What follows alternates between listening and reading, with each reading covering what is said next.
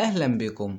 بمناسبة الصيام جايب لكم النهاردة حاجة لو استخدمتها مش هتحس بأي جوع أو عطش أو تعب من الصيام. هقولك عليها، لكن انزل الأول دوس على زر الإعجاب واشترك في القناة علشان يوصلك كل جديد. يلا بينا نبدأ الفيديو.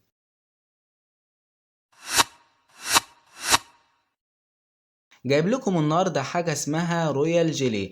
رويال جيلي زي ما حضرتك شايف كده مرسوم عليها عسل النحل، لأنه بيتكون من خلاصة عسل النحل وبيستخدم كمقوي عام للجسم. وبالمناسبة ينفع تستخدمه للجنس جميل جدا، لكن النهارده هنستخدمه في الصيام علشان الناس اللي بتتعب من الصيام.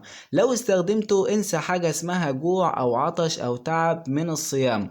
ميزة رويال جيلي انه طبيعي وملوش اعراض جانبية، كمان بيستخدم كمقوي عام سواء في صيام او لا. وخد بالك علشان في منه تركيزين، الالف والستمية. احنا هنستخدم الالف افضل. العلبة زي ما حضرتك شايف كده بتتكون من شريط واحد، والشريط 12 كبسولة، وسعره 55 في الوقت الحالي. ولو حضرتك بتتفرج على الفيديو في المستقبل الله اعلم سعره كام دلوقتي. استخدامه بقى كبسولة واحدة بعد السحور. استخدمه ان شاء الله هتحس فرق كبير بعد استخدامه. لكن خد بالك ان رويال جيلي ممنوع استخدامه اثناء الحمل بالنسبة للسيدات، وممنوع اي حد عنده حساسية من منتجات النحل.